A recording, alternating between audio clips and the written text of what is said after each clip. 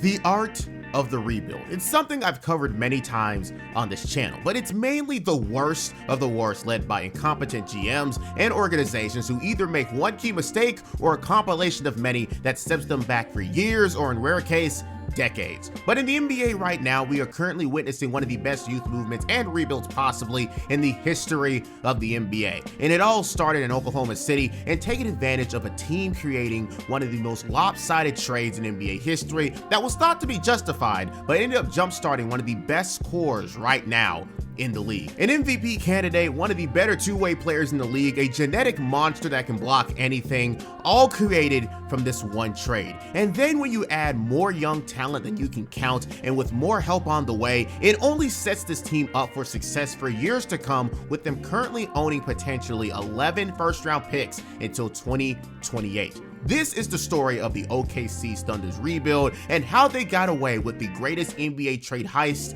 in NBA history. With that being said, if you want to see more videos like this, be sure to like the video, as we are now officially on the road to 100,000 subscribers. So be sure to subscribe to be a part of that and to catch more videos. But as usual, this will be a long one, but you already know who it is. Roll it! 3, 2, 1. Weights in the weight room, so he stitched up in the left hand doing all that.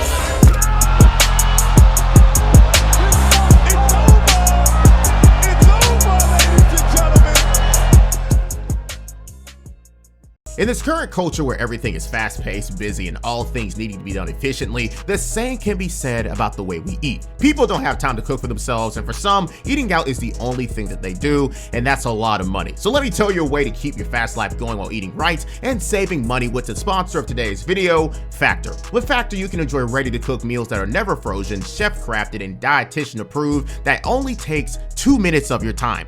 2 minutes. Choose from a weekly menu of 35 options, including popular options like Calorie Smart, Keto, Protein Plus, or Vegan and Veggie, all including dietary information so you can count calories and stay within your health goals. And as a full-time YouTuber who's mostly chair-bound, Factor is my way to make sure that I stay within the caloric range I want and stay in shape to continue to play the sport that I love. And of course, with Factor, it takes out all the stress and time that meal prep comes with, so you can get back to what you're doing as fast as possible. And again, you can enjoy up to 35 different options to choose that rotate and change week by week, so you're never stuck eating the same thing, as they even serve gourmet options like filet mignon, shrimp, truffle butter, broccolini, and asparagus. So if you want to join me and take advantage of all that Factor has to offer, head to factor75.com or click the link below and use code 50ALVINI to get 50% off plus free shipping on your first Factor box. That's code 50ALVINI at factor75.com to get 50% off plus free shipping on your first box. Thank you for Factor for sponsoring this video,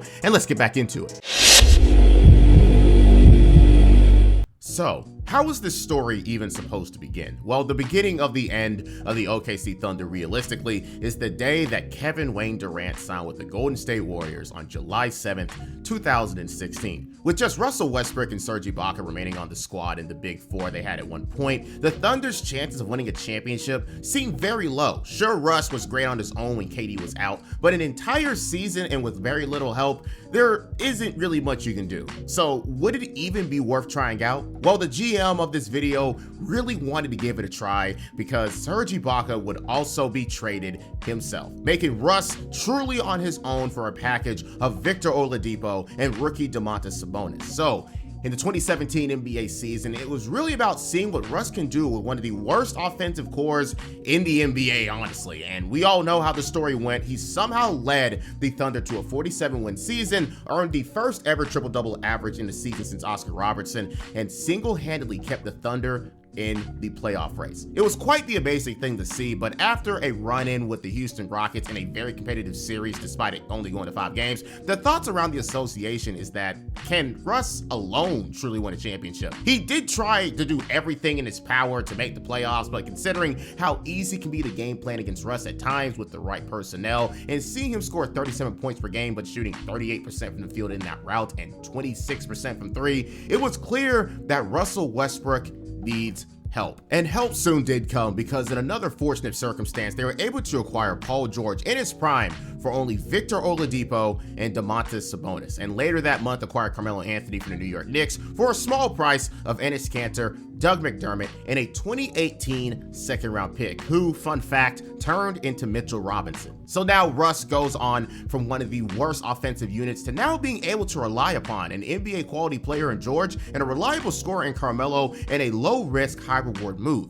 If you were an OKC Thunder fan, you couldn't help but imagine how great this trio could be. PJ to act like the new KD on the team, and Carmelo is honestly just extra firepower. And things were smooth sailing despite some thinking they could have done much better. A 48-34 record, Russ with another triple-double average, and a top 10 offense and defense. And the big three gelling as well as they could. But we obviously remember who was the weak link and didn't want to be. How do you feel about starting at the 4, or the concept of starting at the 4, or even coming off the bench? And the second question is... Who, me? Oh. I guess that answers that part. I mean, I don't know where that started, where that came from. But in a 4 versus 5 matchup with the Utah Jazz, the last thing you'd expect is the OKC Thunder to be down 3-1 and see the big three all play horribly. Russ was once again shooting under 40%, Carmelo couldn't hit anything, and Paul George was the best player out of the three, doing as much as he could. And yes, I know in the wins he had 30 points each, but just look at the L's. It was not pretty in the slightest. But they'd end up losing in the first round again, and just like last year, the question becomes again, is Russell Westbrook as the leading player a finals winning player? Well, as the saying goes, fool me once, shame on you. Fool me twice, shame on me. But what if you fool Sam Presti a third time? Well, the Thunder tried it once again just to see if he was crazy, or maybe if they just needed a season to just gel and make it work. We've seen it happen throughout history. Maybe Russ and PG are just that next duo in line to finally come together and make it work. They got rid of Carmelo Anthony, who wouldn't play his role, picked up a 6-man in Dennis Schroeder alongside other pieces, and said, let's do it again. We all remember how the story goes though. PG ends up as a finalist as the MVP of the league, taking the primary scoring duties in a LeBron coming off the Mavericks NBA Finals loss fashion. Russ gets another triple-double average. We see Jeremy Grant take a leap offensively, and Dennis Schroeder be very effective off the bench. Even with all that though, the Thunder still didn't crack 50 wins, with a 6th seed in the West, and they had their moments where it didn't look like they could be taken seriously as a contender. And that point was only proven more in their series against the 3rd-seeded Portland Trailblazers, where Damian Lillard and CJ McCollum embarrassed the Thunder in more ways than one. Seeing Russ and PG have another disappointing series, and of course, the cherry on top,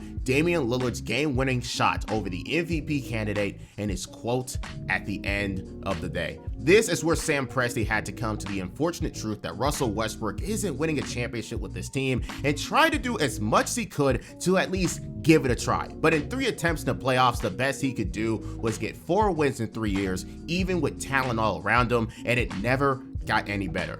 So what do you do as the GM of this franchise? Keep the loyalty factor and make it work with Russ, who is about to turn 31 and retain PG in free agency in a few years, or just finally admit it's time to restart and see what happens? Well, in this upcoming summer, some things will just surprise many people, and as a Clippers fan, myself included.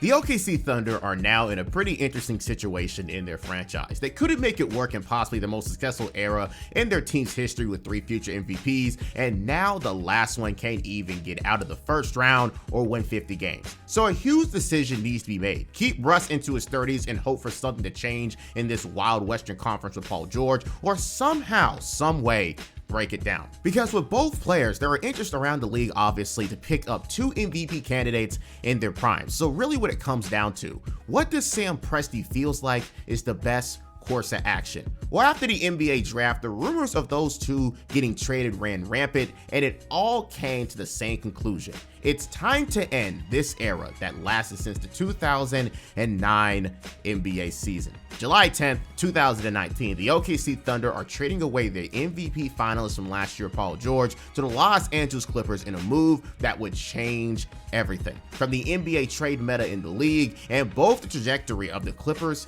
and Thunder. In this deal, the Clippers would trade away 7 first-round picks for the services of Paul George alongside 2 players and longtime NBA scorer Danilo Gallinari, who just came off his best season as a pro, and finally, the rookie who impressed many people that season in Kentucky product, Shai Gilgeous Alexander. Obviously, 5 years later, we know how this trade turned out, but we'll get on that later, and obviously a video will be made on that later. For now, at the time, while the implications were outrageous, getting 7 first-round round picks with very little protections attached to them. Both the Clippers and Thunder were in very interesting circumstances as teams when it came down to this deal. For the side of the Clippers, they wanted Kawhi Leonard to join their team from the Toronto Raptors, but for his services, Kawhi demanded, and yes, demanded, that he played with a co-star, and that co-star that he wanted was Paul George. No Paul George, no Kawhi Leonard, and if you're the Clippers, a team who is looking to be relevant again after the Lob City era and having an opportunity to get a finals MVP in Kawhi and an MVP candidate in George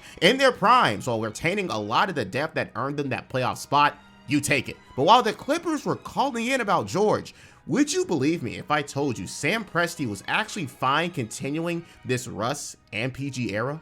Yesterday, Paul George mentioned that this was a one-year experiment. Was that something that you knew ahead of time? And is that also something that you're worried about becoming the trend for people free agents who come to Oklahoma City? Well, let me first start off by saying I think the world of PG. I think everybody knows that. I know that he had used the term mutual. I wouldn't necessarily agree with that because that would infer that we were wanting to trade Paul George, which I think most people would agree that probably wasn't on the top of our off-season priority list. But I would say that it was not adversarial at all. So the original plan was to continue things and just try to make it work. I can appreciate the open honesty with Presti over this press conference about this situation, but even he can't resist the offer that the Clippers were giving up. So to every Thunder fan out there, you better give your thanks and glory to Kawhi Leonard, because the move wasn't even originally going to happen until they threw the kitchen sink at Sam Presti, and of course Kawhi being very adamant about his demands. With this trade though, the Thunder are now in rebuild mode, and that means that another key player would have to be moved, and it only took 6 days for the trigger to be pulled on the hometown hero himself, Russell Westbrook. Got some breaking news on SportsCenter. The NBA stealing all the headlines again. Our man Adrian Wojnarowski reporting Russell Westbrook on his way to Houston. The Thunder agreeing to trade the 8-time All-Star to the Rockets for Chris Paul, 2 first-round picks and 2 first-round pick swaps.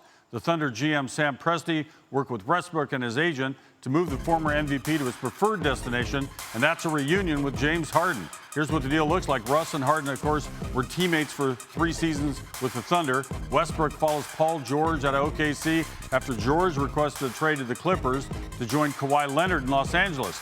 The Thunder have now acquired 8 first-round picks since last month's NBA draft. After many years of ups and downs, competing for a championship and coming back to reality, with Paul George gone, the next step is obviously trading Russell Westbrook. And just like with the Clippers, it wasn't something that Sam Presti wanted to do, but this time around, it was the same situation. James Harden wanted to switch up his team and didn't really mix very well with Chris Paul. So in an attempt to appease the one-time MVP, GM Daryl Morey made the call. And just like with the Clippers, gave up picks to do so. In the 2019 NBA draft, the Thunder didn't even have a first-round pick, but for the next 7 years, they would have 17 first-round picks to their name in varying value. Obviously, the thoughts were that these picks will be late into the first round for the most part, but if both of these teams falter in some way, somehow, it would be very appreciated for the Thunder. But with this trade, they would get back Rajon Rondo. Oh my gosh, my favorite point guard, Chris Paul, man. Who still had a lot left in the tank and will very most likely be moved anyway soon. An additional 4 first-round picks, 2 of them being pick swaps, and the Thunder are now in rebuild mode. They are truly in control of their future with pick after pick after pick that could be a gem in the making, or even future assets in a trade in some way. Obviously, they're hoping for diamonds in the rough though, plus considering their incoming bad record, using their own tank job towards a future powerhouse of their franchise, similar to the likes of KD, James Harden, and Russell Westbrook. So let's get into the 2020 NBA season, headlined by the 3-headed point guard monster of a second-year Shai, CP3, and Dennis Schroeder, with the remnants of the Russell Westbrook core still there. According to ESPN, the Thunder were projected to win 24 games and land at the bottom of the conference, and it was expected from all over. You go from a team led by Russell Westbrook and PG to CP3 and a bunch of unproven talent. It's not like they are a horrible team. They aren't just going to roll over and get beaten on purpose. It was more of a, you don't have the type of talent to compete type of a deal. So Can anyone tell me why by the All-Star break the Thunder were 32-20? It was a shock to everyone in the NBA world, but a team led by a 34-year-old Chris Paul, a second-year Shai, and Dennis Schroeder off the bench was actually giving the league problems. You added Danilo Gallinari adding in another 18-point per game season to this three-headed monster's efforts, and you have the surprise of the NBA that year. CP3 showed the league that he still had a lot to offer with his departure from the Rockets, only being a bump in the road, especially after suffering another playoff injury just the season before. Averaging 17 points and 6 assists with a steal and a half per night, Chris Paul continues to show the world a team led by him can be a threat through the mix of leadership, play on the court, and being able to maximize his teammates' skill sets. For his efforts, though, he would also be awarded a spot on the NBA's All-Star team as a reserve in a very interesting twist of events for the 34-year-old Chris Paul. And, of course, showing that Unk still got it. But someone else on the team was showing that his development will be definitely worth looking at in the future, because Shai Gilgeous Alexander in his second season would lead the team in points and show a lot to be desired in the future. When he was on the Clippers last year, he got the rare trust of Doc Rivers as a young player and showcased that his game translated to the league pretty well as a 6'6", slithery point guard who can do a little bit of everything. And with a season like this so far, Shai is on the way to being a very good player in this league. And to piss off myself a little bit and Clippers fans who are watching this video, I will now introduce you a real quote from local Clippers terrorist Doc Rivers, who during the trade had a very interesting quote about Shai. Quote, Tim McMahon's ESPN article takes a deep dive into the behind the scenes of the trade, but the most interesting quote in the story might be from former head coach Doc Rivers. He was hesitant on trading Gilgeous Alexander and even brought his concerns to Leonard, who was pondering signing with the Clippers. I even brought up to Kawhi Leonard, are you sure? Rivers said. I think Shai is going to be an amazing player. It may take a year or two, but I think you're underestimating how good Shai is going to be. I didn't argue the decision or anything, but I brought it up. I just thought, is there any way we can do this deal without putting Shai in it? So yes, Doc Rivers, he was really good, and he showed his true potential once he was on a team that he could call his own. But with this jump start to the season, what is the plan for the Thunder? Because this isn't anything near a championship team in any way. It's cool that they're winning, but I'm sure most fans would appreciate competing for a pick in the 2020 NBA class. But with enough talent and the right system, even a really constructed team can compete for a playoff spot. And we've talked about plenty of those teams a lot of times on this channel. As the season continues though, we see that this early season run was in no fluke, being 40-24 by March 8th and hailing as the 5th seed in the Western Conference somehow. But I'm not going to go through the usual talk about COVID in the NBA. I'll eventually do a deep dive on that, but just not right now. COVID sweeps the league, and now the NBA is forced to play at Disney World in Orlando, Florida to finish off the season. The Thunder keep their full team, add a new character to this rebuild story, an undrafted free agent Lou Dort, who impressed as a defender during the season, now being signed to a full contract, mainly due to the rules of the bubble. So with that restriction, the Thunder can go on and reward the young Dort for his contributions and want to use them in this upcoming playoff battle. The Thunder would end the season 44-26 in the COVID-shortened season and end things off as the 5th seed. An absolute surprise to many, as we spoke of earlier, but we can all understand that this was a one-season thing. Chris Paul has now made himself a tradable asset, still showing his value to the league as a player, and considering that his contract will be ending next season, the Thunder need to get rid of him as soon as possible or risk losing him for nothing. And with Chris Paul earning a spot on the All-NBA second team in this great season, his value is possibly higher than it was when he was on the Rockets to someone desperate enough to pay for the point guard in his twilight years. But the NBA bubble playoffs are here, and it's time to see if this Cinderella run can continue, or will it stop in the first round and the real rebuild can begin. And crazy enough, in a twist of cruel fate, the first ever playoff series in this new age is against the 4th seeded Houston Rockets, headlined by James Harden and, of course, Russell Westbrook. As we were reminded that this was the infamous year the Rockets went into their full small ball strategy and shot a league high 45 threes a night, with James Harden averaging a career high 34 points a game. If the Thunder want to get to the next round, you have to take down the best version of James Harden we've ever seen, handle the physicality of Russell Westbrook, and the three-point barrage of the role players all around. However, the experts at ESPN were not fully convinced by this heliocentric strategy of the Rockets, with an 11-6 tally going to the Rockets in this series. And as usual, it wasn't going to be an easy series for either team. So enough talking. What would become of the OKC Thunder in this playoff series with this really constructed team that exceeded everyone's expectations?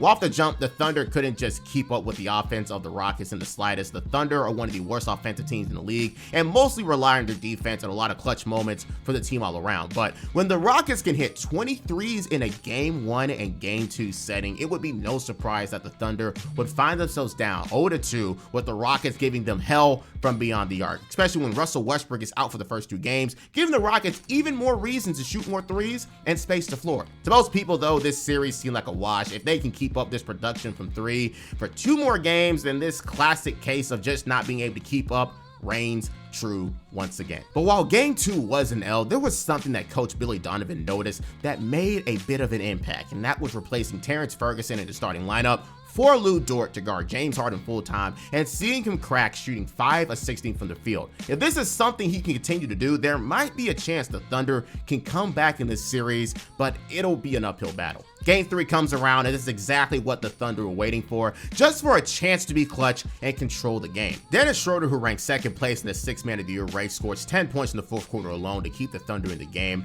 and in the final minute, the Thunder are still fighting down 2 after Dennis makes a 3. And after a bad pass from PJ Tucker, it cancels out the potential free throw game and gives the Thunder an opportunity to tie the game or take the lead with only 24 seconds left.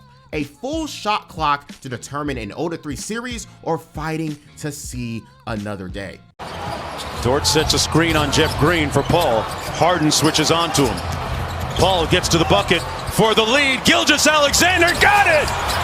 The Thunder lead by 1! I'm not sure why it happened this way, but I'm sure CP3 will take it. Attracting an extra defender in Daniel House, the same guy who'd eventually get kicked out for sneaking in some pussy and breaking a rule in the bubble, decided to help on the CP3 drive, which was an immediate mistake as CP3 was able to kick it out to the corner to the budding star and Shai Gilgeous Alexander, who sure isn't the best three-point shooter, but has already shown the NBA world last year that he is made for these moments when he helped the Clippers come back 30 points down against the Warriors in last year's playoffs. For the corner 3, swish, 1-point lead. And now it's back in the hands of the Rockets after a timeout, and unfortunately we have horrible news because Nerlens Noel fouls Daniel House, who can seal this series with 2 made free throws. He makes the first and misses the second. And after a missed acrobatic layup from CP3, we have overtime. But despite this very tense setting, the Thunder have all the momentum after how this game ended and use it to beat the Rockets in overtime and win 119-107. In a complete effort from the Thunder, seeing 4 players score over 20 points that night.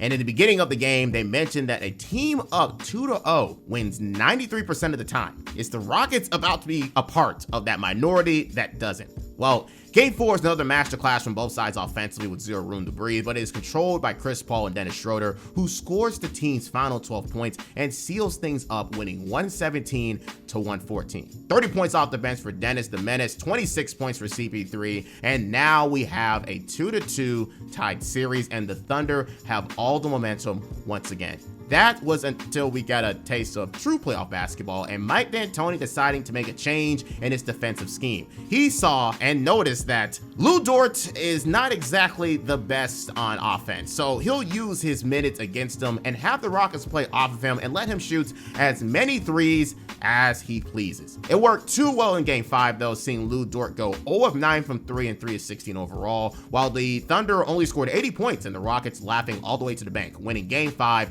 114-80. Billy Donovan wasn't about to let that be the reason they lose though, because if he isn't in the lineup, then James Harden will do what he did in Games 1 and 2 again. But if Mike D'Antoni wants to play that game, then Billy will bet on his newest acquisition to go on and give them an edge. Game 6 saw another close game the entire way through, with turnovers galore on both sides, and finally seeing the Rockets look normal from the three-point line again. It was time for the Thunder to strike, and with a few clutch free throws off the mistakes of Russell Westbrook, who had 7 turnovers, and James Harden failing to make a clutch shot, it allowed the Thunder to sneak away again, 104-100, and now a Game 7. That's something that a lot of people did not see coming. Game 7s are supposed to bring out the best in NBA players, and the Thunder are just one game away from once again proving the doubters wrong. But they also have to stop a very much motivated James Harden and Russell Westbrook duo, ready to put everything on the line, because losing here for them would be very embarrassing and a waste of a season. But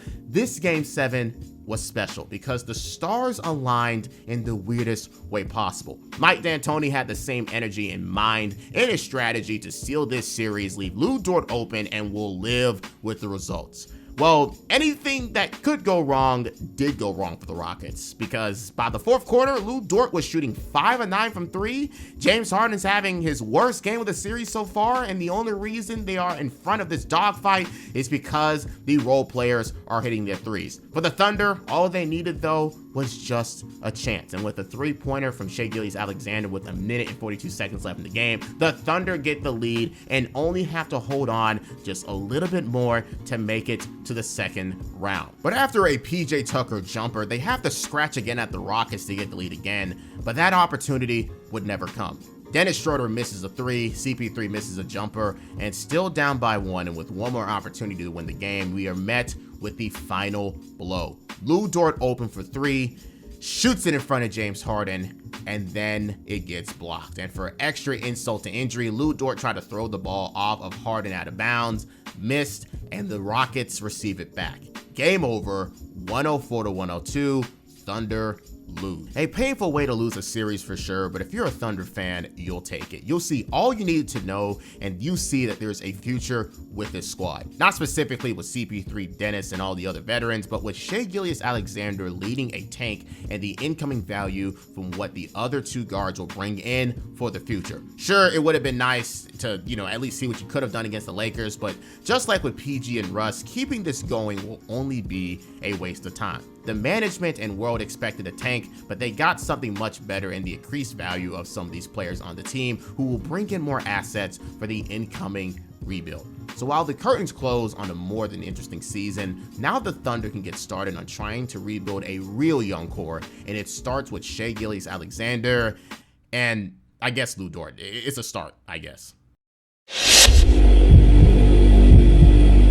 So, were the OKC Thunder ahead of schedule, or was this playoff appearance they had just something that would benefit them in the long run? I'd argue that the season they had a lot more good than anything, despite the fact that they couldn't fight for the star-studded first 3 of the 2020 NBA draft, but that's fine considering all the capital they have and will continue to earn. So, with that Cinderella run over, how does the OKC Thunder go about this summer? Well, that's easy. There's no reason to keep this going. This was supposed to be a tank, so now let's tank. And it starts from the top of the food chain. After 5 years with the team, longtime coach Billy Donovan would mutually part ways with the Thunder, as they are now going into the rebuild stage, and it was something that both management and fans alike would understand. Not every coach is up for a rebuild and has the patience needed to raise the next generation and also allow the growing pains of young prospects. So of course, it was time to go on and let him have his freedom to go to his next destination. Unfortunately, that would be the Chicago Bulls, that are now stuck in the NBA's version of purgatory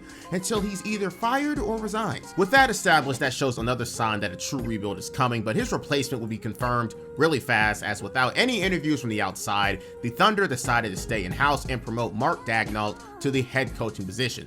Now, who is Mark Daigneault? Well, before he got to this point, he was the Thunder's G League coach for 6 years and is credited with being an exceptional talent developer down there in the G. It's a pretty low risk, high reward move, as who knows how this will turn out going from a G League coach to the NBA, but in the worst case scenario, he doesn't do much, develops talent, and a more credited coach can come in and finish the job. That's what some people say is what Steve Kerr was to the fired Mark Jackson so many years ago. So now with a coach leaving and now a new coach being hired, it's time for the rebuild through the draft in the 2020 NBA class. Only problem is all they have is the Denver Nuggets pick from a trade they were in, dealing away with their surprise of last year and Jeremy Grant. And that pick was placed at 25, which they used on Emmanuel Quickley from Kentucky, who after mainly coming off the bench his freshman year, not receiving draft looks that he wanted, stayed for his sophomore year and led the Wildcats in scoring to get his draft stock up. However, due to a lot of problems smaller guards have and his lack of versatility unless it comes to scoring a basketball,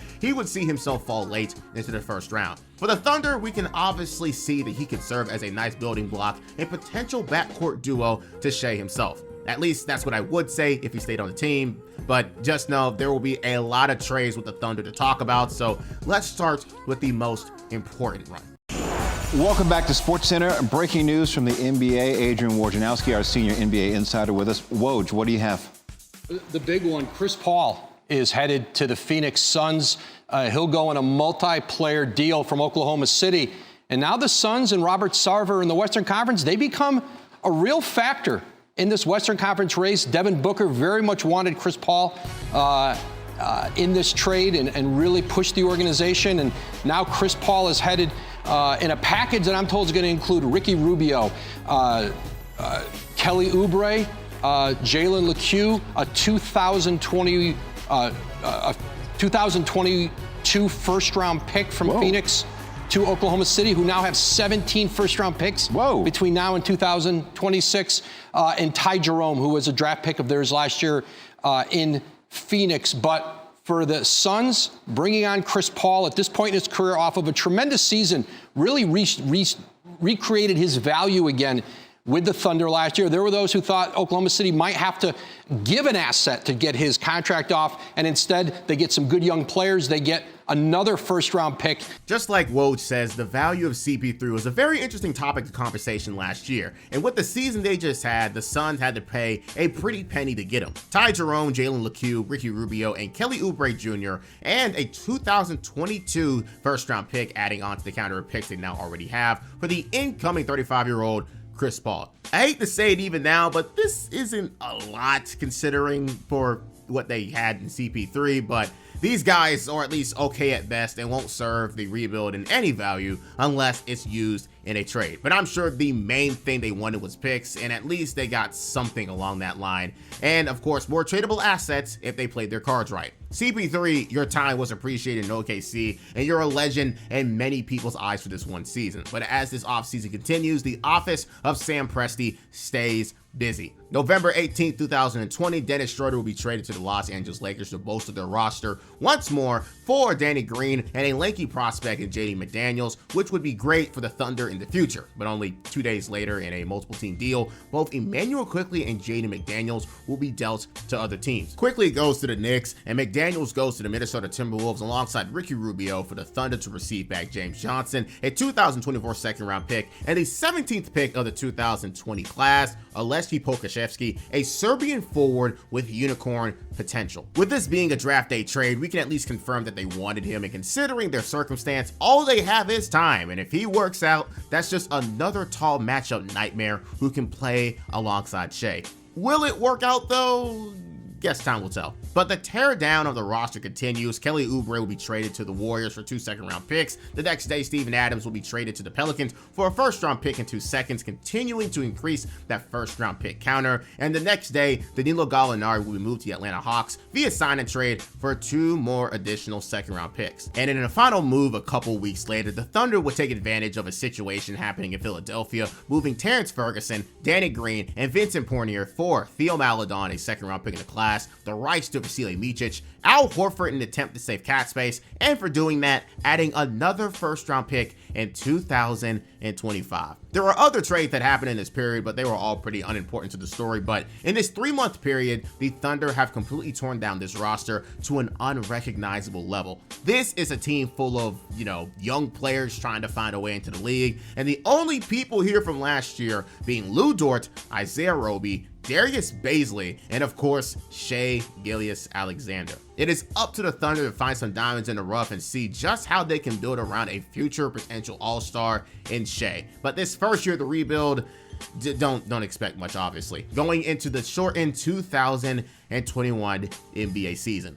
So what is supposed to be expected from this squad? Well, as you look down the list of this roster, it's a bunch of G Leaguers or young players with 1 foot already out of the door. The Thunder just wanted to see what they could use in the future, and in this 2021 NBA season, there wasn't much to speak of. In this season, as expected, they were the third worst team in the NBA with a 22-50 record, the worst offensive rating in the NBA, and they're bottom in a lot of team stats, but that makes sense. The Thunder this year was a revolving door of players coming in and out of the starting lineup, as they've seen 16 players start at one point and 22 different players get time on the court. No cohesion, no real system, just a lot of go out there and show me something. And did anyone show anything in these 72 games? Well, as you look down the stats and such, it's a huge mess. But let's start at the top and try to make our way down. For the first time in his career, Shai is thrusted as the best player on a team, and it was quite the experiment to see him adjust to being that. Things were shaky at first as the season went by, but he'd slowly and surely get a nice groove going on, even though they were losing,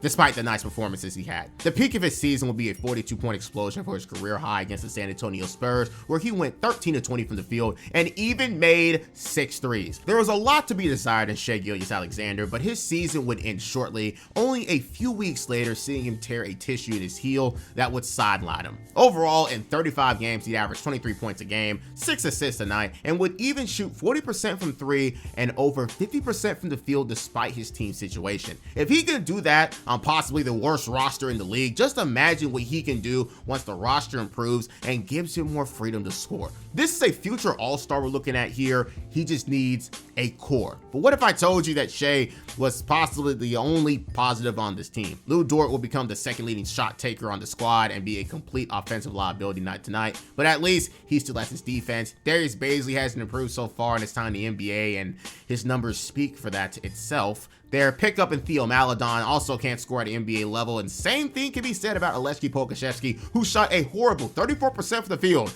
and 28% from 3. The more you look down, the more you just see a bunch of names and stats of people who wouldn't be able to survive in the league or even be on a team if it wasn't for the Thunder having a season-long open tryout. Is this season a wash? Well, rather as well call it that, but their goal was to tank, and oh man, did they do that. They see themselves losing the last 23 of their 25 games just for the extra cherry on top, but that's just because of Shai's injury, honestly. So what's the moral of the story here? I can't really say there is one. This upcoming draft is going to have to be amazing for the Thunder, or they're going to be in for another long season. And once again, Sam Presti is setting the team up for another lob for success, finding a suitor for Al Horford, sending him to the Celtics after the season was done for Kemba Walker, who's on the decline, for the 16th pick in the 2021 class and a 2025 second. With this trade, the Thunder are now equipped with 3 first-round picks and 3 second-round picks. At least one of them has to work out, but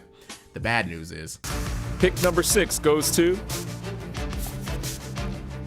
the Oklahoma City Thunder. Yep, unlike the NFL, tanking doesn't guarantee your spot in the draft at all. With the 3rd best odds at receiving a unanimous top 3 pick in Jalen Green, Cade Cunningham, and Evan Mobley, now they get sent back to the 6th pick to have a chance at one of the, top 2nd tier group of guys instead, which isn't all that bad if you're, picking the right guy, but now the process just becomes much harder, and now the workout list becomes much bigger. But with that upcoming 6th, 16th, and 18th pick of the class, you really can't be mad. You have 3 chances at this class to pick at least a mainstay in this rebuild and make your team have some type of foundation, unlike the year we just got out of. So with Shai looking more and more like a star and some big holes on the team needing to be patched up, just who they pick in the 2021 NBA draft and what will be the future of the OKC Thunder with these next 3 first-round picks.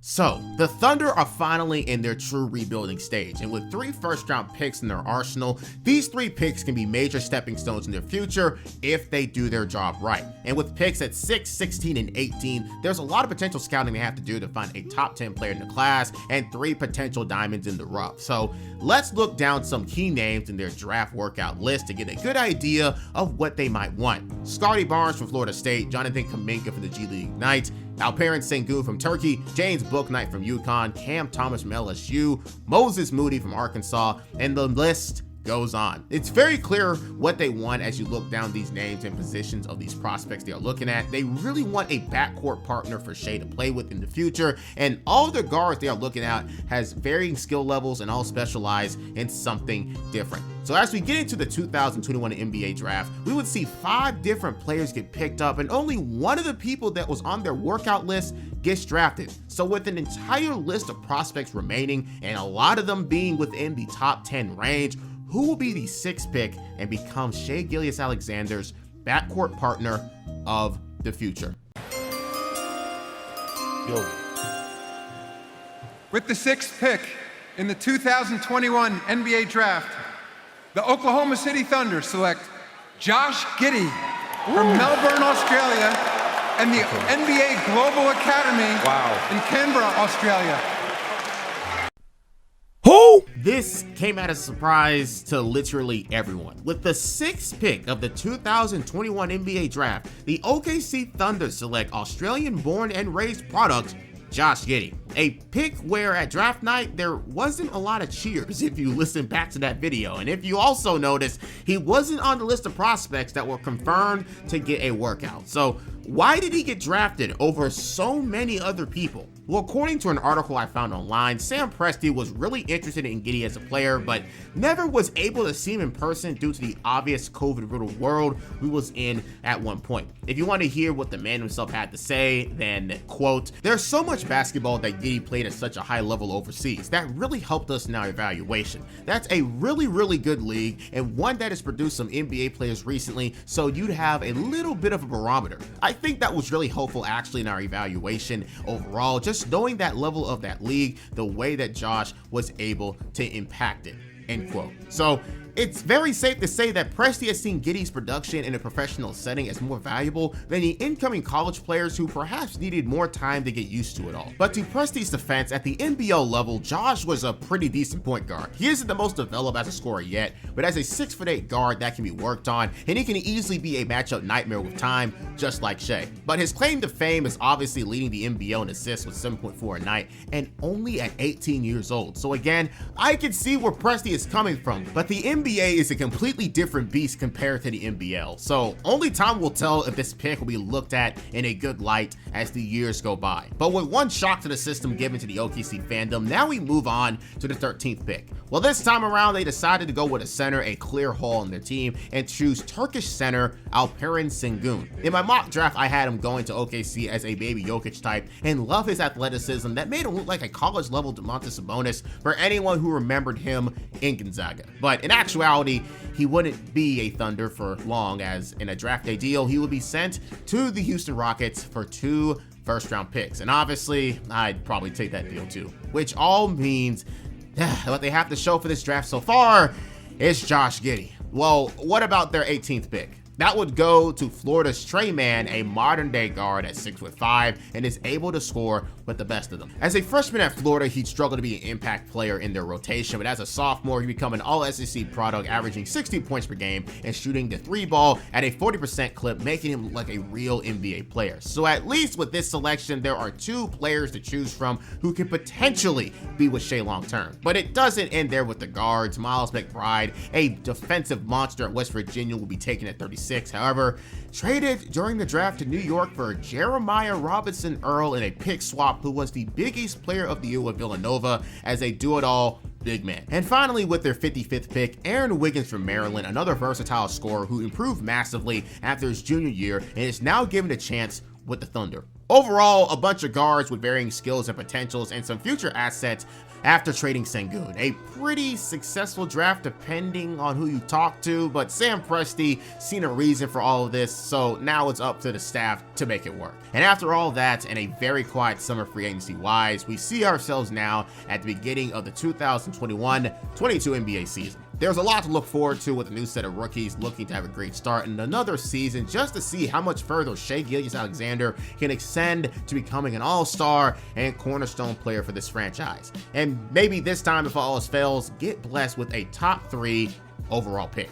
But, you know, I wouldn't really say there's a lot to talk about with this 2022 season outside of Shai becoming a better player all around. Now taking on more of the offensive responsibility game to game, he grows to a new career high of 24 points per game and still manages to be an efficient scorer, and most impressively is one of the best stock creators in the league. And for anyone that doesn't know what I'm talking about, he averaged 1.3 steals a night and nearly got a block a night alongside that as one of the best versatile defenders in the league. Despite that though, there's a lot of his efforts that didn't come with wins, and the fans knew it was going to be a matter of time before we can really see what this team can be made of. He'd even get snubbed from the 2022 NBA All-Star game and suffer a few injuries during the season, but when he did play, it was something worth watching. To distribute, finds Shai. Shai steps back on the three, on the run, at the buzzer, it is good, and Shai Gilgeous Alexander shatters the hopes of the Clippers. Lakers, minute 20 to play, a 3-point deficit for the Lakers. From the logo, SGA knocks it down. I've said this plenty of times already, but once he gets the pieces he needs around him, this team will be dangerous with Shai at the helm and many picks they have at their disposal actually having some impact. Speaking of picks, how did the recent draft class look in their first ever season? Well, the 6th pick in Josh Giddey was as raw as people expected him to be, and all the playmaker that Sam Presti saw him to be. His rookie season was full of ups and downs and previews of what he can be in the future, but he's obviously not made for the NBA athletically or even style-wise, but he really does not use his size, and you know, his passing is something that can be used in the future. Only problem is, Shai is making himself to be more of the point guard of the team, and he probably needs someone who can play more off the ball or someone who can attack offenses themselves. So for now, the duo between those two is a very weird fit, but hopefully he improves as the years go by to at least be able to play alongside with him. For the others, Tre Mann has a long way to go, but if he can figure it out at the college level, perhaps he can do the same in the NBA with time. And for Jeremiah Robinson Earl, he was unfortunately made to be the center of the team and got a nice taste of NBA physicality and height, which made the Thunder give up some of the most offensive rebounds a night. So probably a misuse of him for sure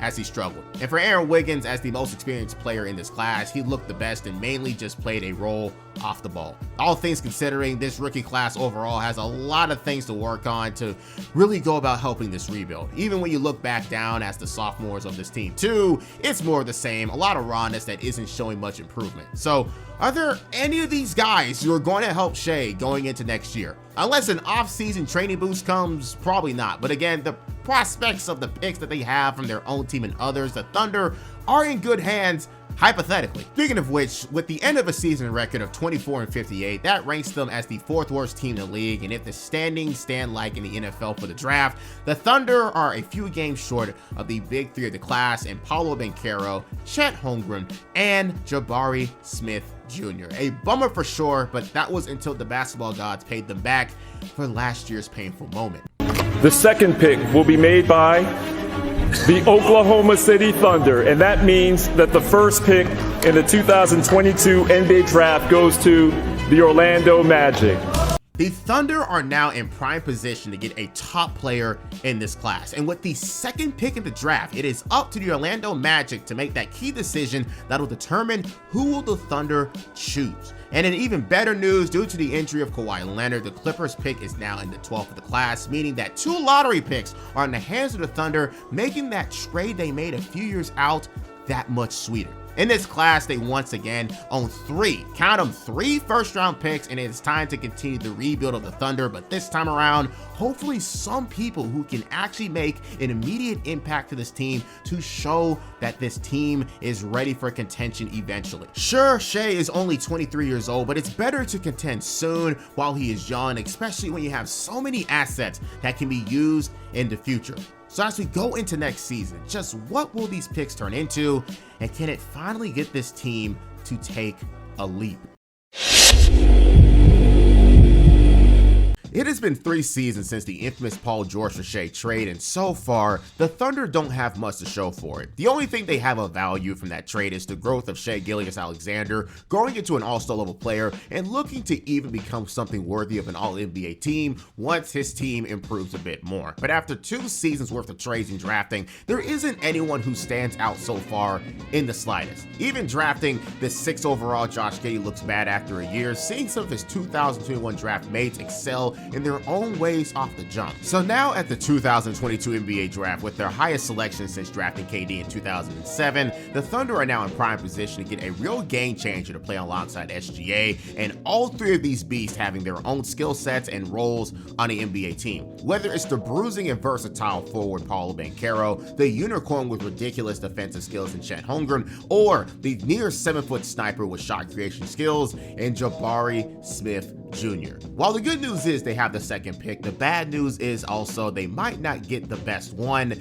due to the Magic drafting in front of them. So either way you look at it, the Thunder were going to have to either get the other person the Magic didn't take. So going into the 2022 NBA draft, just who will be left for the Thunder to take and pair with their all-star level player?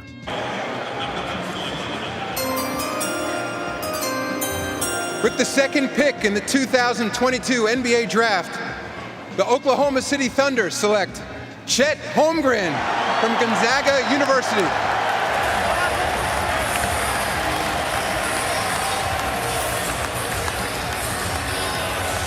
Chet Thomas Holmgren. This man is the true GM's dream after the many years of the failed term unicorn being an overused term in the NBA sphere. With the 2nd overall pick of the 2022 class, the Thunder choose the consensus All-American, the West Coast Conference DPOY, who averaged 3.7 blocks a game, shot nearly 40% from 3, led his conference in field goal percentage, and 2nd in the entire NCAA in true shooting percentage, Chet Holmgren. Paolo Banchero had his own reason to go number 1 in the class, but Chet also had his own debate too, as a true-to-God center who can do a little bit of everything, be effective in the paint, have a great jump shot, and have the skills and vitals to take over the paint on defense. This is what the Thunder wanted to tank for, an absolute franchise-changing player and a freak show at that. And this is a player who can come in immediately and produce impact and get wins to team up alongside Shai. An A+ pick, and the OKC Thunder are officially back on the map in a few years. But there is also a few more first rounders to go over, like the 12th pick of the class.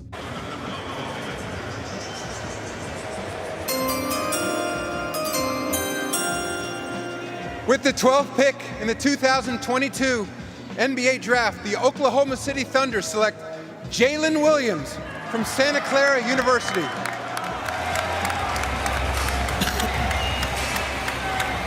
Jalen Williams from Santa Clara. As a college player, he, like many others, have their own interesting story, but his road to the NBA is something that you hear every blue moon. As a 6'1" point guard coming into college, he was your run-of-the-mill scoring guard who can be considered a dime a dozen in the NCAA ranks. But after 2 years at Santa Clara with slight improvements, he magically turned into a 6'6" mismatch nightmare, and his stats showed for it. 18 points per game and 4 assists while being a knockdown shooter and one of the best finishers in the nation. Hey, guess what? Due to the implosion the Clippers are going through and the lack of protections on these picks, the Clippers gave the Thunder a 2nd grade player in this class who can once again be paired up with Shai and grow into a strong core. From then on, they would draft the likes of Peyton Watson with the 30th pick of the class, but then traded him for a 2027 first-round pick to become a Nugget.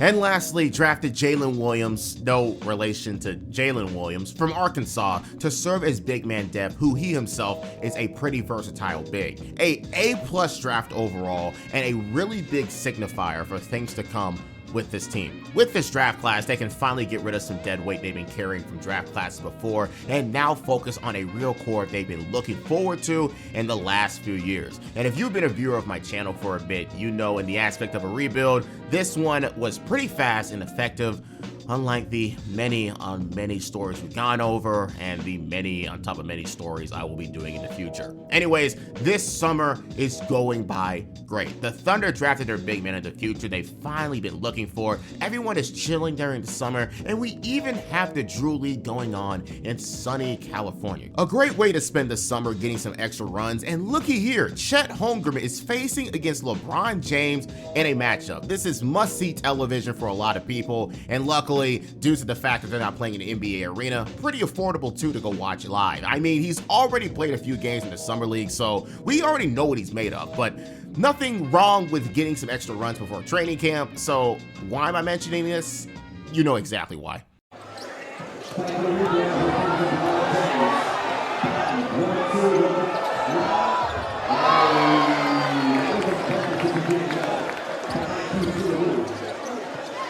Only a few months until his eventual NBA debut, Chet Holmgren takes a full contact blow from one of the most physically dominant players in NBA history and immediately gets a major injury. And not just any injury, a torn ligament in his foot. Immediate full-year injury that now sours the upcoming season for the Thunder, and for some even serves as confirmation bias that Chet physically is not ready for the NBA, as he can't even take a driving attempt from LeBron. Remember, this were also the same people who tried to use footage of Kenny Lofton abusing him in high school as evidence that Chet wouldn't be able to survive in the league. But with this injury, some people can consider this to be a blessing in disguise. We've seen many rookies come in stronger after a year with their workout staff, gaining chemistry with their teammates, and being around the NBA first before playing due to injury. Think of it like a redshirt year in college. Obviously, I can imagine the many OKC fans who hated the injury, but he can be the next in line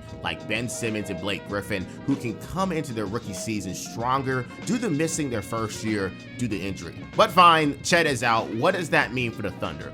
It means the kitty gloves are off, Shai has had enough of losing, and the league is now about to see what he is truly capable of. Starting off 0-3 and then winning 4 straight, you just didn't know what to truly make of the OKC Thunder. But there was one person who teams just did not know how to guard, and that was Shai Gilgeous Alexander, who is now on another level once again, going from scoring 24 points per game the year before to now scoring 31 points per game and competing for the scoring title. If Shai couldn't get his second in command in his first season, then he is just going to have to carry the team all by himself. But while he had this breakout season into the realm of all NBA status, the team itself was slowly being molded into something competitive. The Thunder in the 2023 NBA season claim to fame was being first in the NBA in opponents' turnovers, one of the best scoring offenses in the league, and as you'd imagine, one of the best steal creators out there. There is talent all around the team, but with the team not being at its fullest potential, you can understand why even at the All-Star break, they were 28-29. Despite all this though, due to the amazing play of Shai, he will be voted in as a reserve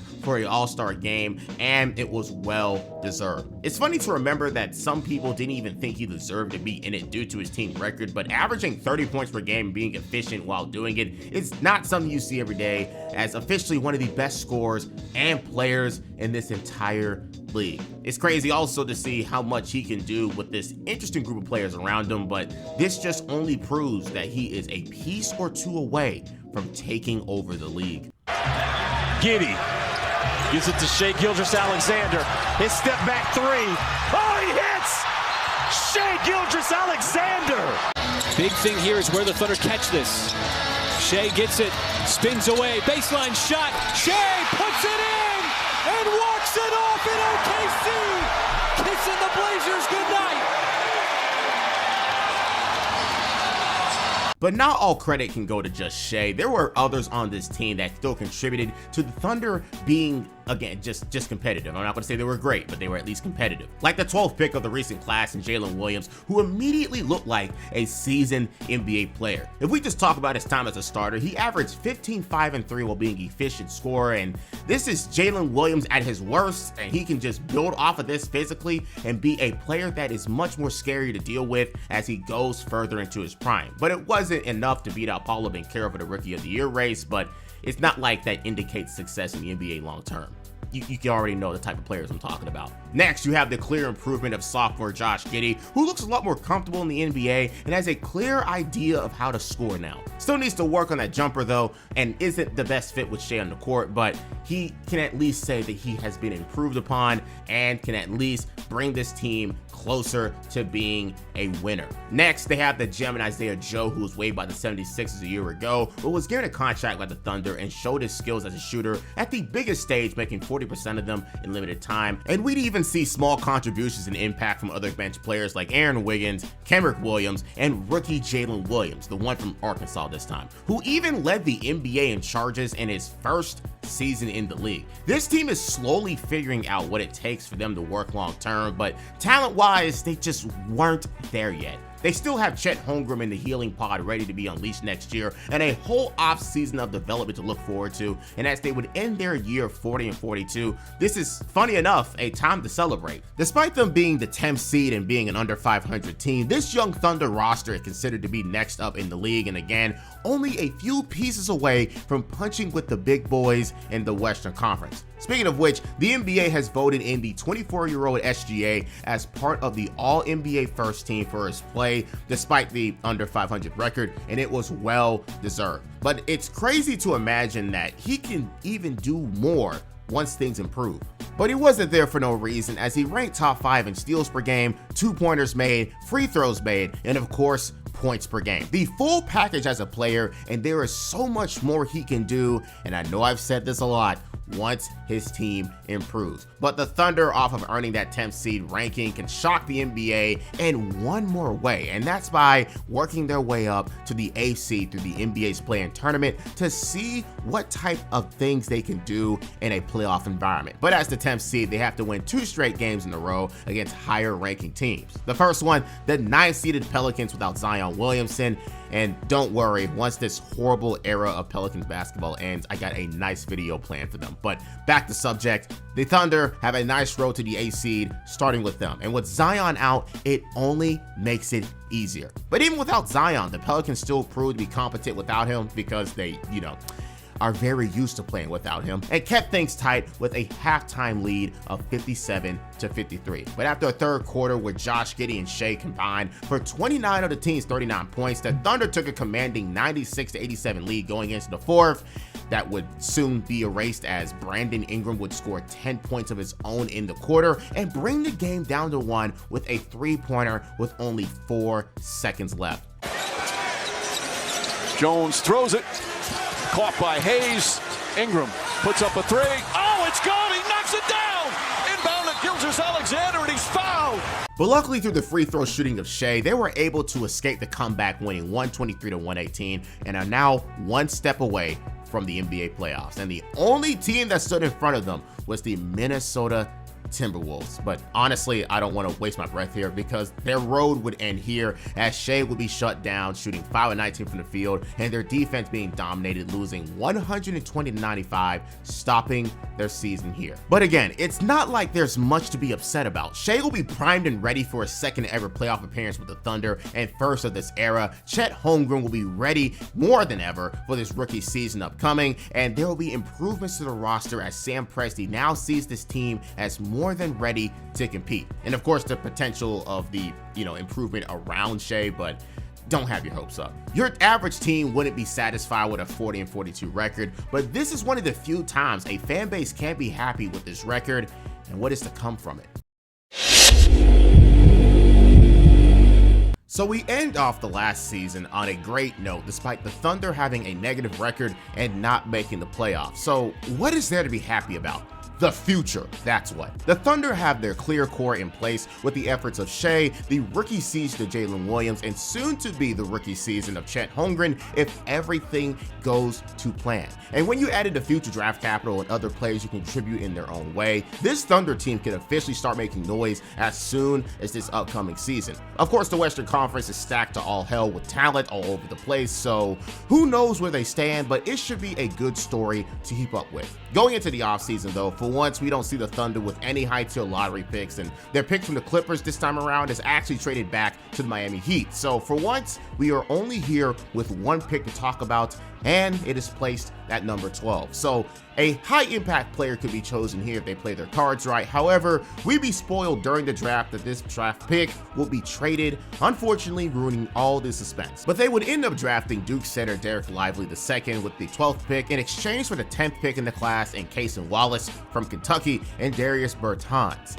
But of course, Bertans was thrown in as salary dump, so that means the person they truly wanted was another guard in Cason. At Kentucky, as the top-rated recruit on his team, he'd be a complementary piece to their success, just being a solid do-it-all point guard. But his claim to fame in the draft was his lightning-quick reflexes that turned him into getting 2 steals a night, and of course, his offense being good enough to where he could easily be an NBA player with upside. He'd be able to show more if it wasn't for soon-to-be NCAA Player of the Year from last year, Oscar Tshiebwe, taking most of the glory, but his fate was sealed as a prospect once scouts got a hold of him. But this also brings up another conversation because this is yet again another guard they picked up when they already drafted Josh Giddey 2 seasons ago alongside Trey Mann. Could this be some healthy competition, or was he in their eyes the best available guy? Only time will tell. But as usual, outside of the draft, the Thunder's offseason will be pretty uneventful unless you consider taking in Victor Oladipo, then waiving him, and Kevin Porter Jr., and then waiving him with 2 second-round picks as eventful. But the Thunder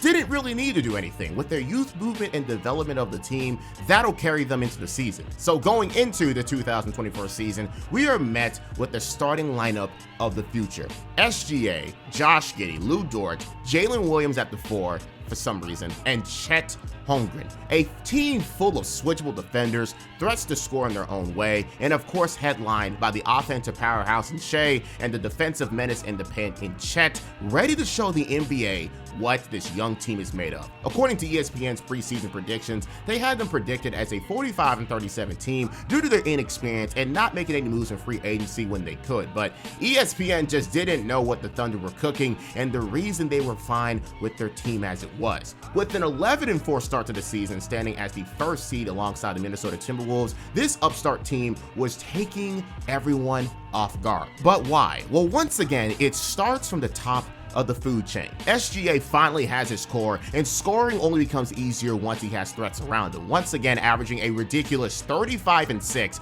with 2 steals a night while shooting over 50% from the field makes him one of the most dangerous players in the league, and with this, he'd even be in MVP conversations again. He was already placed 5th last year despite the negative record, but this time around he is starting the season off as a finalist with them at the top. This might just be the Thunder's 3rd ever MVP in their franchise history, but the credit can't just go to him. Jalen Williams also leveled up, now taking on more of the offensive responsibility, averaging 19 points per game, being a 40% three-point shooter, and doing whatever the Thunder needed him to do. The synergy between him and Shai is already top tier despite only playing 1 full season together so far, but his ability to play off Shai means a lot as the Thunder finally found the perfect backcourt partner for him, which also means a certain person becomes expendable due to that, but that'll be a major headline later. Finally, Chet Holmgren, as expected, looks so much more prepared for the NBA after a full year of rehabbing and being able to be around everything the league has to offer. In this early season, he's already deferring opponents in the paint, getting 7 blocks against the Cavaliers in only his 2nd game of his career in a near triple-double performance. And despite it soon becoming not much of a contest anymore,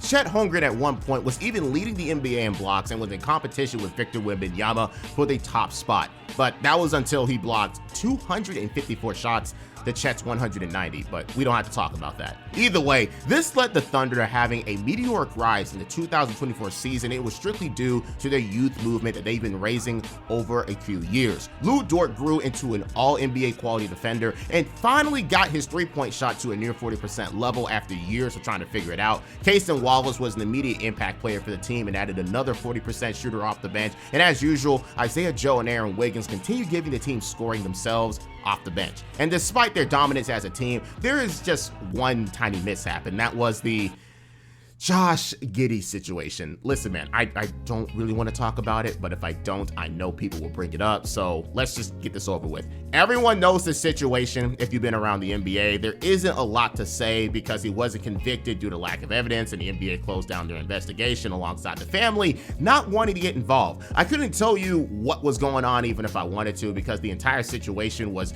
locked away with a lot of people when it came to evidence. A minor snuck into an adult club, hooking up with a drunk or intoxicated Josh Giddey. Pictures were taken of, and a lot of context is left out, blah, blah, blah, blah, blah. But I will say this, and only this, a better bouncer would have solved all of this. But despite this tiny distraction, the future of Josh Giddey on this team is now a topic of conversation due to his fit and, of course, seeing his minutes decrease throughout the season. I mean, if they are winning, there isn't much reason to bench him, but the fact that he is the least played starter in this lineup is very telling and should be considered a sign for something bigger. Moving on to February, the Thunder are still at the top of the NBA, and things are going as great as they can, but for once, we finally see the Thunder in the news for a trade. They've been pretty conservative about trading for an actual player, but this is now a way to show that they want to contend.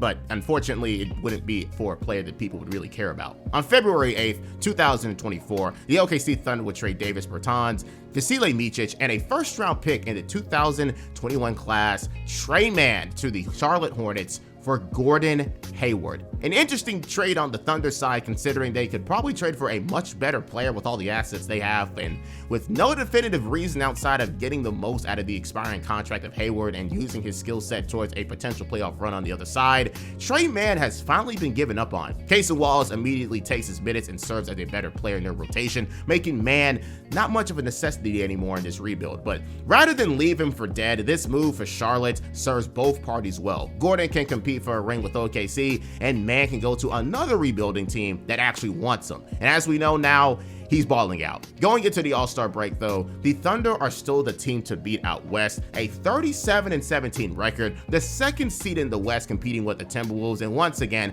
owning the All-Star starter SGA for the Western Conference, who is competing for the league's MVP award. This season is by far as good as it gets for the Thunder. No tragic situation outside of the Giddey thing, barely any injuries, and all things are looking towards a top 3 seed and a great playoff debut for this core. Huge jump ball here. Ball tapped over to Giddey. He's going to get it on the baseline, has to move quickly. Giddey spins, shot off the rim. Put back by J-Dub as he delivers. And Detroit has no timeout. Yeah. That's game time, folks. Thunder has it. 8 seconds remaining. Nuggets by 1. Shai Gilgeous Alexander on the dribble drive. Turn, shoot. Got it. Joe and Holmgren, the most dangerous ones. Giddey looking. Holmgren's got it, turns, fires. He hit it! He was on the line, though, I think. He might have been on the line. So as this amazing season comes to an end after a 5-game winning streak and a 57-25 record, your OKC Thunder are now the first seed in the Western Conference, the first time this has happened since the 2012-13 season. The OKC Thunder own a top 5 offense and defense, block and steal the most shots in the NBA per game, have the best 3-point percentage in the NBA as a team, create the most turnovers in the NBA, and owns the first team All-NBA player and Shai Gilgeous Alexander, a player they traded for so many years ago and seen him grow into what he is now. Sucks he didn't win the MVP, but with only 15 first place votes to Jokic's 79, kind of hard to compete there. Better luck next time. But either way, this season has gone as perfectly as it could. And with home court advantage all throughout the playoffs until the finals if they face off against the Celtics, the Thunder for the first time in a long time are ready for a potential finals run. And their first opponent is the same foe they took on in the play-in last year, the New Orleans Pelicans, who have the same issue as last time, playing without Zion Williamson. So this should be a lot easier to take care of them this time around, but in the playoffs, you just never know. And just like the last matchup, game 1 was as close as it could be. 20 lead changes, 13 ties, and a 74-68 game going into the fourth quarter. Both teams had their own struggles offensively, and it created a throwback game setting in game 1 and the potential for a great series. At the 3:34 mark though, we see the Pelicans take the lead after being behind the entire fourth quarter as Brandon Ingram scores his 12th point of the night, but with a 90-88 lead is possibly the most important basket of the game, especially as both teams couldn't create a basket for the next 2 minutes. But that was until SGA scored the next 5 points in 2 straight possessions to give the Thunder back the lead, 90-93. But as CJ McCollum tried to give the Pelicans another chance at getting a game winner with 26 seconds left, Chet Holmgren in his first ever playoff game has the chance to seal the game with a 3-point lead by taking 2 free throws. He misses the first, makes the second, and the Pelicans could shock their potential playoff rivals. Is poked away, 4 seconds, McCollum, the fake, the fire, no, and it's over. They survive. The The OKC Thunder survived the Pelicans' comeback efforts and win the first game 94-92. It was a tough one, but this is what the playoffs are about, and the Thunder better get ready for much worse if they think they can win a championship. But I'd be lying to you if I said the Pelicans had that much of a fight left in them after that first game. Game 2 was highlighted by the Thunder's big three, scoring a combined 80 points and blowing out the Pelicans 124-94. Game 3 saw CJ McCollum going 7-22 and the Thunder running off the momentum of their last game, winning 106-85. And Game 4 is where the Pelicans at home tried to give it their all and at least avoid the sweep. But as the Pelicans would go 7-21 in the fourth quarter as a team, while Jalen Williams scored 11 in that quarter alone, the Thunder pulled off the sweep, winning 97-89, and for the first time since 2016, make it to the second round. They got off easy with the team missing their best player as their first round opponents, because to many people, the real playoff starts now for this Thunder team in the second round. Because in the second round, they're either going to have a series of the ages against the team who traded them Shai in the first place in the Clippers, or the Dallas Mavericks, who are led by one of the best players in the league, Luka Doncic. And as many people expected, it's Luka versus Shai, a primetime matchup between two young stars trying to make it to their first finals in their career. But now they're both in each other's way, and only one team can pass. Games 1 and 2 will be split for both teams as they both ended up in blowouts, with Game 1 being led by Shai scoring 19 first half points on his way to 29, and even contributions off the bench for Aaron Wiggins and Jalen Williams, the one from Arkansas, combining for 27 points to give the Thunder a 117-95 win. And Game 2 was controlled by Dallas the entire time, mainly due to Luka scoring 29 and the X factor showing himself in this series in PJ Washington, a newly traded player during the deadline, going 7 of 11 for 3 for 29 points himself as the Mavericks win 119-110.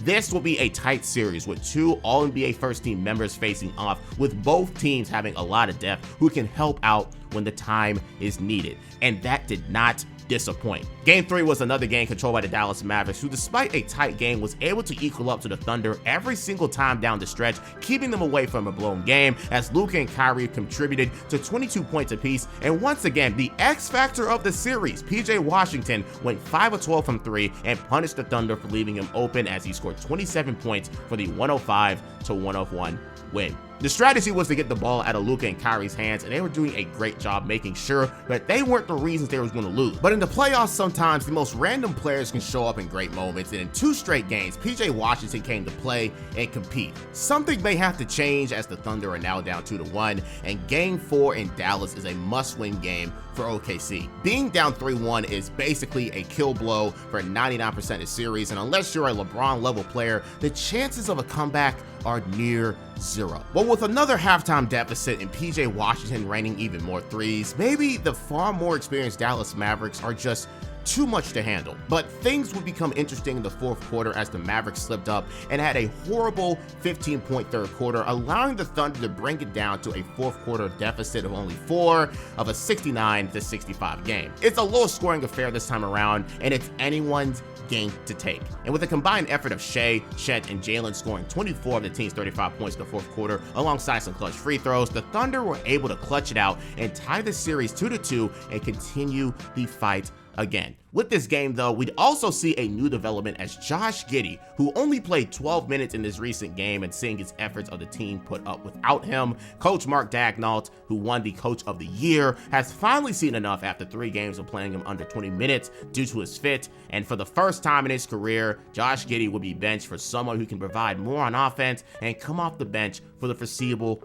future. This player to replace him would be Isaiah Joe to provide spacing for the team, and it would only cause another issue soon, but we'll get to that later. Game 5, though, in OKC would see again controlled by the Dallas Mavericks, and Luka having his best game of the series so far with a 31-point triple-double, and of course them losing 104-92, and now the Thunder are down 3-2. You have to win this next game in Dallas and back at home, or end the season prematurely as the best team in the Western Conference. This is where the best of the best show out when they are down. Is the Dallas Mavericks going to finish the job, or can the OKC Thunder bring this to a Game 7? Well, with a halftime lead of 64-48, everything was looking like it was be primed for a Game 7 back in OKC. Shai wasn't going down without a fight with 21 first half points, showing his grit in situations like this, as most stars can pull this off. off. But in the third quarter, the Mavericks would try to creep back.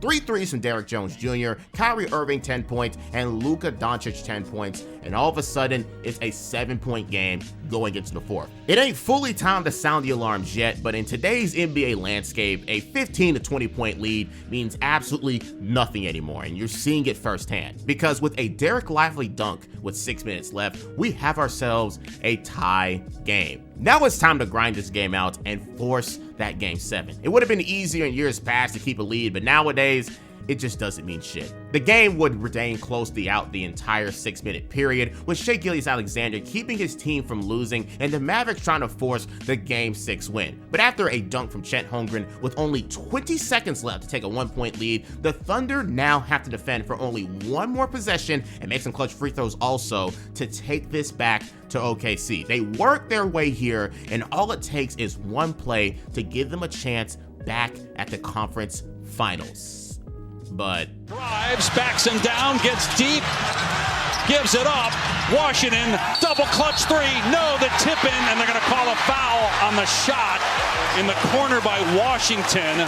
Just like they've been doing all series, the Thunder have been locking up Luka as best as they could, headlined by the torture chamber himself. But with the help of Shai on Luka, it allows him to pass it out to PJ Washington, which obviously alarms Shai enough to get him to jump. And with the quick wit of Washington, not something that Brittany Renner would ever say, he forces the contact on the shot and gets fouled. I remember watching this series live, not knowing what to think, but as soon as we saw the angles of the replay that they showed over and over again, it became clear. Shai got him on the hand while he was in the shooting motion, and that's a foul. Alongside the series, as he makes 2 out of the 3 free throws, winning the Mavericks the game 117 to 116 in a thriller. A very painful way to go out in this series, but this once again will be a learning lesson for both the team and the management. It wasn't a win or bust year for the Thunder by any means, and it's only the beginning of the reign of the OKC Thunder in this new era. Shai is soon to be 26, it's the second season for both Chet and J-Dub, and there is so much young talent that can develop and help in the future. And when you add alongside the tradable assets, draft picks, and cap space they have towards an immediate boost in their roster, this should be considered a warning shot to the NBA. If this is the worst that this trio can pull off, then they should be considered a finals threat for at least the next 5 years or more. And with them showing what they can do with barely any real trades or signings and just the pure rebuild itself, what will be Sam Presti's next move towards championship contention? Well, this summer will prove that the OKC Thunder are now serious about going for that championship ring, and it's time to win something with this young core. And now we are in the modern day. Over the past 4 years, Sam Presti has been knocking it out of the park with his many moves, with trades, and choosing the right people to provide impact and value to the franchise. And even though he wanted to give Paul George and Russ another opportunity to win a championship, I am sure he would have done everything in his power to do so. He saw a deal that was way too good to refuse, took a chance on a promising rookie, and seen him turn into an MVP candidate a few years later, while putting around him a great group of young players to help. But that doesn't mean there weren't some duds in this video also. Taking a chance on Pokashevsky, who will be traded for Emmanuel quickly, was way before the playoffs last year and is now back in Europe. And of course, the move that a lot of people can get behind when it happened with Josh Giddey's selection a year later, and seeing his awkward fit day one with Shai, and obviously his decline on the team once they started to be able to compete. And what makes this even funnier is that Josh Giddey wasn't even behind getting benched for the foreseeable future, so Sam Presti made one of the best moves in the summer in trading him for somebody who wouldn't mind a role like that and would be a lot better for the team, getting Alex Caruso from the Chicago Bulls, who just came off of 2 straight all-defensive selections and is one of the best role players in the league. Best of luck to him in Chicago, but it was a necessary move. But again, it's time for this team to compete, and he even signed another great role player and someone who will truly work their way through the NBA ranks, with Isaiah Hartenstein to be their center of the future and allow Chet to be the power forward to give them even more depth. A team who already won nearly 60 games last year, now adding to some of the best role players in the NBA. Yeah, that'll only make him that much better. And like I said, add in the future draft capital of a struggling 76ers team, who they have to pick in this next upcoming draft, but it's top 6 protected, and of course the unprotected Clippers pick, who is 500 at the time of me making this video. They are primed for a long and very wealthy era with Shai. And yes, I know every single one of their big men has just up and died recently, but that doesn't change anything, and their trajectory is the stars. And it all started from a simple trade that jump-started potentially one of the best rebuilds in NBA history. With that being said, tell me what team or player timeline you'd like to see next, your thoughts on this video and topic, and until next time.